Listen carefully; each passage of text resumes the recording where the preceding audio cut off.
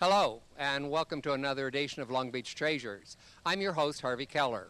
Today I'm at the historic community hospital. It was built between 1922 and 1924 as a 150-bed hospital. Today it's licensed for 258.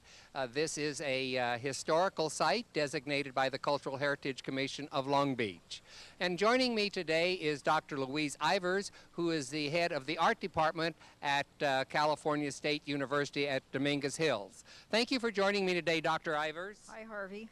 Would you tell me a little bit about the architecture of this building and the architect? I know that you have put in several years of your life recently doing a retrospective on the architect Hugh Davies. At least 10 years. Wow, what dedication. Anyway, the building is Mission Revival style, and there's a large arcade out in the front, and that is really what is the hallmark of the Mission Revival style.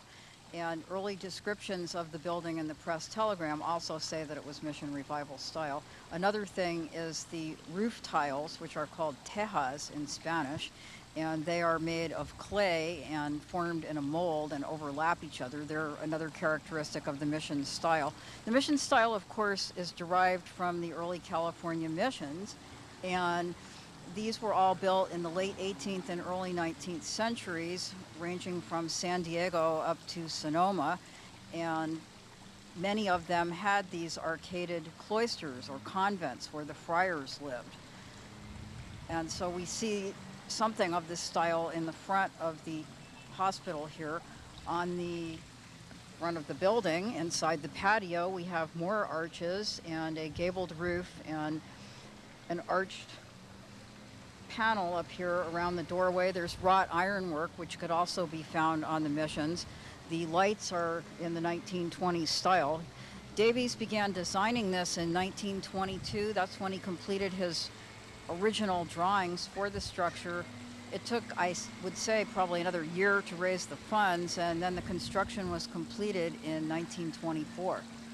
Are fountains a hallmark of the mission style? Yes, that's another thing that's pretty typical, is that most of the missions have fountains, which look very much like this one, in the patios, and they were used for drinking water.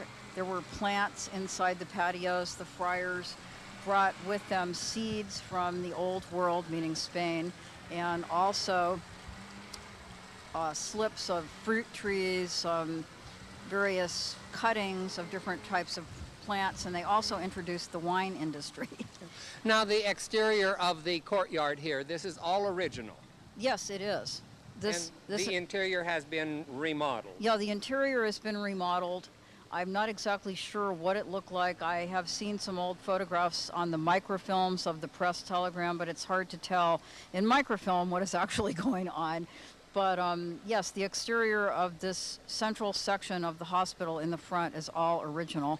And the administration was in this part up here, facing the patio. That's probably the original front door, or at least it certainly looks like it. Would these pavers be original, or have these been replaced? I don't really know, but if they have been replaced, they're in the correct style. They look like the Spanish floor tiles, which are called ladrillos. And I was also observing the tiles of the fountain and the steps, and they may or may not be original. It's hard to say, but if they're not, they're in the same style that Hugh Davies would have used in the 1920s. Mostly he used Gladding McBean tiles, and they were in sort of Spanish patterns, yeah. And Gladding McBean, that's over 100 years old, Right. and still in existence, Yes. up in Northern California. Yes, exactly. They did the tile for the mosaic down at the WPA Mosaic on the promenade. Right. Are there any distinguishing features or hallmarks that would distinguish Hugh Davies' architectural style? Well, this is one of Davies' early buildings when he was still working in the revival styles. And he did a number of houses in the Tudor style, and then he did some other buildings, houses included, in the Spanish style. In the 1930s, he became interested in modern architecture, and in fact, he pioneered modern architecture in Long Beach. He was the first person to build a house in the international style, and it was called the 20th Century House. It's still over on Myrtle today. Myrtle and what? I can't remember. What other buildings did Mr. Davies design in Long Beach that our viewers might be familiar with? Well, one is Poly High School, which he reconstructed after the earthquake. And actually, he also designed the modern wings here of the hospital, which are behind us. And those were in the 1950s. But yeah, he rebuilt the auditorium of Poly High School in 1933 to 4, and then designed all of the other buildings, which were mainly completed by about 1936. Now, if somebody wanted to see your photos of Davies' accomplishment, are they available? Well, I just had an exhibit at the Cal State Dominguez Hills University Art Gallery. However, it's closed down now. It just ended a couple of days ago. And I have a catalog which I wrote, which is illustrated with some contemporary and some historic photographs, which may still be available at the art gallery, but I don't know how many copies are left. Are there any other features we should point out here that distinguishes this building from other Mission Revival styles? Well, it's pretty characteristic of the Mission Revival style, I would say, which was popular in Southern California from, about the 1890s through the 1930s. This is really a very beautiful building still. It is. It's very pleasant inside this courtyard. You don't hear the sounds of the street. You hear water pouring over the pieces of the fountain. I think I see Kathy Berry over here. Kathy, come on over here. We want to ask you a few questions. Kathy is the Public Relations Director here at Community Hospital. She's done a lot of work for Long Beach Heritage, so we know Kathy quite well. Kathy, this building or the hospital was closed down, Was closed down about mid-year 2000, and then we reopened in June of 2001. Was that because of economic reasons? The former owner of the hospital said that it was because of economic reasons, but of course it left a void on the east side of town, and there was a very organized, very successful grassroots effort that brought this hospital back again and opened it. Wasn't that sort of spearheaded by Dr. Pugash and Betty Keller? Yes, it was. Boy, they sure did a phenomenal job. They did a phenomenal job, but people in this community that walked neighborhoods, the police and fire, volunteers, and all of the volunteers that have been here at the hospital for many years were all instrumental in making that happen. And I think you're going to have a one-year anniversary? We are. On June 27th of this year is our one-year anniversary of the reopening, and we're going to celebrate for a whole month. And we have a variety of activities, some which are only available to employees, but several of which are available to the community. And I'll take this opportunity to invite people to come. On June the 27th, which is a Thursday, we are going to have a Red Cross blood drive, which is something traditionally that this hospital has done over the years. On Saturday, June the 29th, we are going to have an open house and a pancake breakfast. So people can come out and have pancakes and sausage cooked by our own Long Beach Fire Department, and then have tours of the hospital to see how we've done and what we are doing. And then on July the 21st, we are going to have a baseball game with the Breakers baseball team, the new baseball team here in town, at Blair Field. It'll be community hospital night. And I'll give you a little exclusive, Harvey. Next week, we are going to make an announcement that Community Hospital has become the official hospital for the Breakers baseball team. Is anybody going to jump into the fountain? No, I don't think so. Would you like to volunteer? Sure, why not? Quick, I'm game. Quick, get the camera over there. So we invite people to come out and join us and be at the baseball game on July 21st, which is a Sunday, and come to the open house and see how the hospital looks and visit the different departments and come have a pancake breakfast. It'll be from 9 to noon. This has really been a godsend for the people on the east end of Long Beach, hasn't it? Yes, with it has. Reopening. It really has. And you know, people still don't know that it's reopened. I mean, with all the publicity that it had during the closure and the reopening, we still get people saying, oh my gosh, I didn't know Community Hospital was open. Our emergency department, you go to some of the other hospitals in Long Beach, which are perfectly good hospitals, but if you have to go to emergency, you wait for a long time. There's very, very little waiting here, very little waiting. So I'm going to come over here very soon. I want to do a full body scan. You do them here, don't you? we do a full body scan, and you know what? Those are just absolutely incredible. And as of this week, we are also doing, now let's see if I can say it right, a virtual colonoscopy. The colonoscopies, which are very painful to have, I understand. I can verify that. Okay. They're doing virtual ones. Absolutely painless. I talked to the first patient this afternoon. They did the first one today on Brother Tom, who's one of the priests that comes to the hospital. And he said, it was a piece of cake. So the body scans and the colonoscopies are wonderful things. And yes, we're doing them, and we invite people to come in. And I'll tell you, if they come in and they say they've seen your show on cable, we can probably offer a little discount. If they say we saw Harvey Keller's show, we can get Tom King to give them a little bit of a deal. What if I come in and say I saw my own show? I think that would be a good idea. I think that we'll see what we can do for you. Kathy, thank you so much, and we look forward to your celebration, and I hope everyone in Long Beach turns out and comes out to help you celebrate. And I'll have pancakes for you. Super. Okay, thank you. Thanks, Harvey. Thanks. Louise, I want to thank you also because you're the expert when it comes to historic structures here in Long Beach, the definition of style, the explanation of style, and I guess you're the expert on Hugh Davies now. Well, thank you for your compliment, and it was a pleasure being here. And this is a wonderful place, and I hope that it does get more business, certainly. The architecture is marvelous. And yes, it needs to be preserved, and we need to preserve more buildings here in Long Beach. I can get in a plug for historic preservation as well. I agree with you wholeheartedly, and I've worked for preservation, as you have, for many years with Long Beach Heritage, and I think we're doing an outstanding job. I think we are, and too. we're going to continue. Yes, for sure. So, on into the 21st century and longer. So don't go away. We'll be right back with more Long Beach Treasures.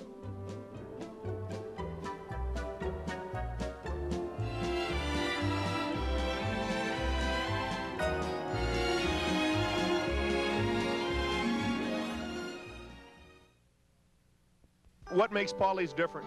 Well, first of all, his coffee is fresh roasted 1,000 miles from Seattle, so we like to have coffee that's fresher and tastes better. We carry about 70 varieties of coffee.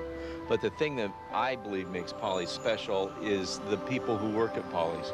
We're a neighborhood store. We're your family store. We know you, you know us. We'll take care of you. We were voted the #1 coffee house in Long Beach in the recent Press Telegram poll. Paulie's Gourmet Coffee. Doesn't get any better than this.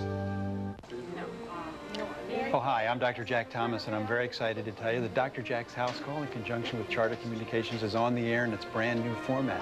We're live the third Tuesday of each month at 6:30 p.m. with repeat performances twice weekly. It's incumbent on us to be advocates for our own good health. Staying well comes from living well, being informed, and not relying on health insurers who may not have our best interests in mind. So be smart. Tune in. It's your life. Founded in 1921, the Downtown Long Beach Lions Club plays an important role in our community. In December of 2000, Lions and other local leaders celebrated the addition of the Lions Lighthouse for Sight to the city skyline. This icon is a symbol of the club's charitable support for many institutions here in Long Beach. Glasses and eye exams for children and adults are our important activities.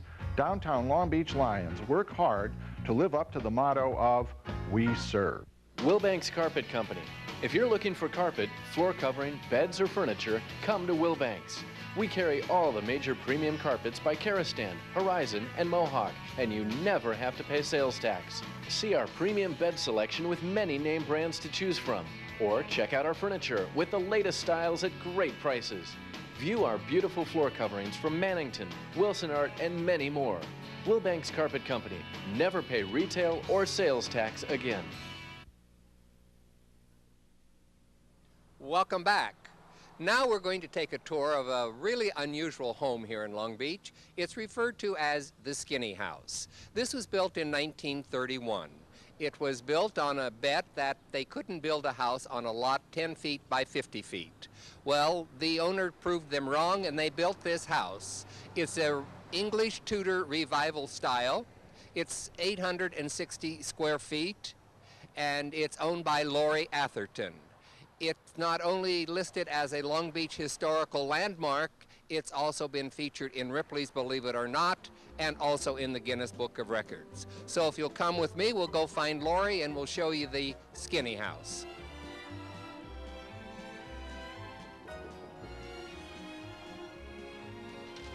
Hi, Laurie. Hi, how are you? I'm fine. Thank you for letting us join you today to see your very unique house. Come on in. Okay, now I guess this is just one room wide, right? It's 9 feet 1 inch wide. How do you get furniture up on the upper levels?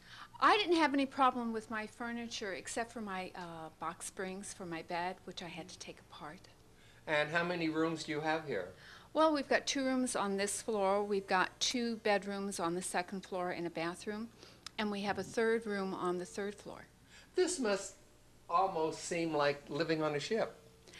That's what people have likened this house to, how it was built, especially in the storage areas that they put into this house.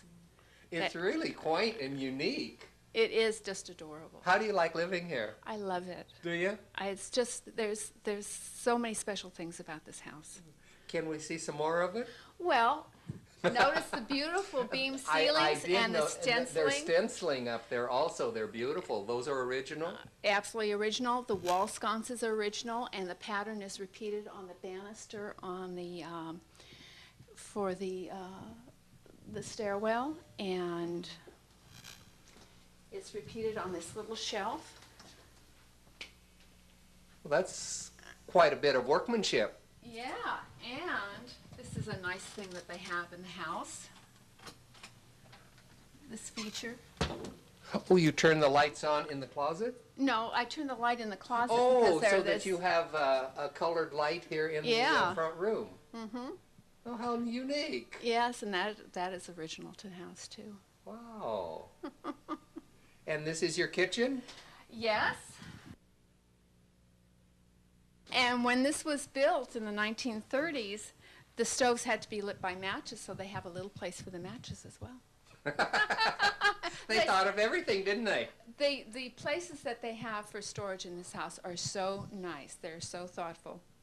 What a cute little patio. And it's just adorable. What a nice place to have coffee in the morning. Yes, and an attorney who had this house in the 70s and the 80s was partners with the restaurant owner in back of us, and he had a back door into the restaurant here. And when he left, they bricked it up and put this little shed here. Boy, everything is really compact here, isn't it? You're going to see this on the 2nd and 3rd floors as well. Good, let's go on up. Okay.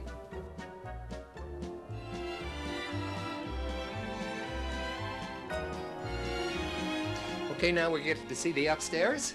Okay, here we go. This is rather a narrow stairway, isn't it? It is, and this is where the telephone went. Ah, so now that you have a cordless, you don't need it? Nope. When this was built in the depths of the Depression, the guy who built it was in the business, so he got all these out-of-work artisans and craftsmen to work on the houses. That's why there's this beautiful Art Deco bathroom. And the leaded windows are beautiful. The only code there was in the 1930s is that you had to have a window in the bathroom, so they had to indent the walls to put these windows here and in the stairwell, because it was built on the lot line, so there are no windows on the sides of the house. And this is one of the nice, I told you about the storage facilities in this house. Both sides, medicine cabinets, pull it away, more storage space. Oh, wow. And underneath, it's a tiny little closet in this hallway. This tiny little triangle. I told you about the attorney who had the house. He removed the ceiling because this was his office. He removed the ceiling and opened up the beams in the attic. and built this shelf. So the beams being exposed was not original. Well, no, they were original They to were the there, attic. but they were not exposed. No, they were in the attic. So this was his office. And it's just such a delight to lay in bed at night and just stare up at the ceiling and just with this big smile on your face. This is a charming little house. It's almost like a Hansel and Gretel cottage. It's so unique and so many neat little things about it. My mom calls it my dollhouse. Well, that's a good description. I think your mom probably is right. I called it a little jewel box. And How long have you lived here? I've lived here about 3 years. 3 years. Yeah. And this is located within the historic district of Rose Park. Yes, indeed. And this house is on the historic list in Long Beach as well. It's number 21. Number 21. The skinny house. And can we go back and look at some more? Absolutely. When this was built, the owners had a little girl, and this was her bedroom.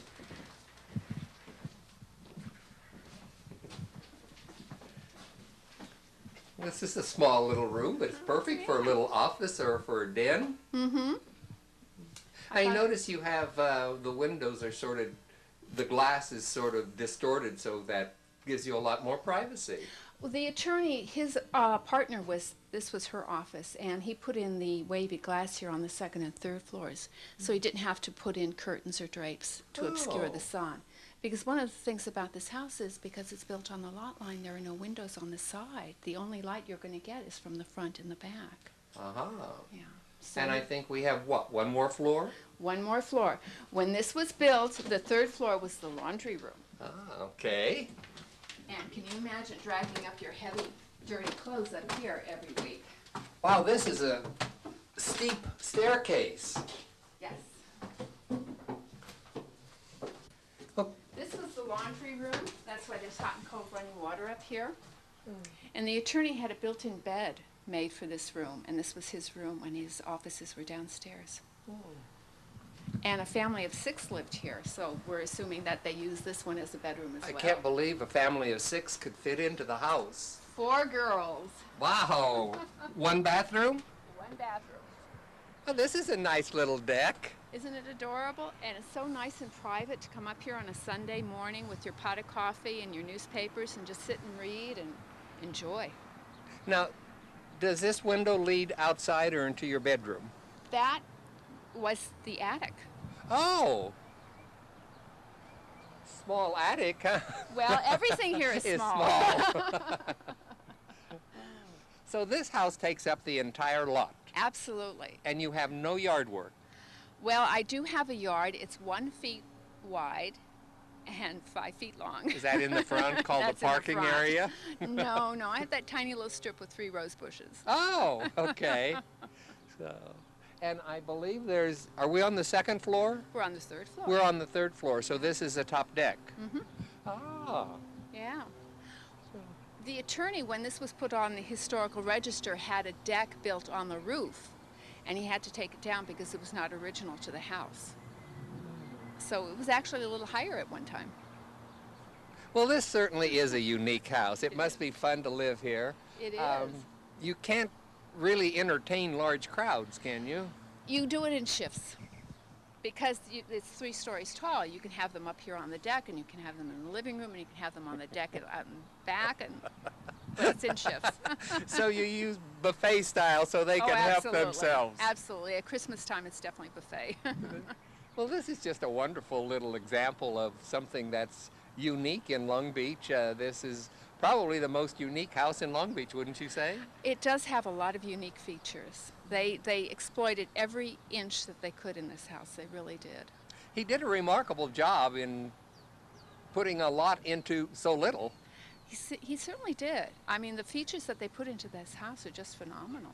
Do you know if the builder lived here when it was first built, or did he? He and his wife lived here for 8 years, and their little girl. And the story is the little girl came back and raised her 2 sons in the 60s in this house. So it's been a family home ever since it was built. That's what I'm told. I'm just waiting for one of the sons to come back. Well, you know, I want to thank you for joining us today because this is so unique, and as I've said so many times before, one of the things I like best about doing this show is that I get to go into places that normally people don't have an opportunity to see, and this certainly is a unique experience for me. And I want to thank you so much for joining us here on our journey today, and I wish you well. Thank you so very much. Thank you. This is Harvey Keller saying thanks for joining us today on our unique tour through the Skinny House, and be sure and come back and join us again next time as we take another walk through history and uncover more Long Beach treasures.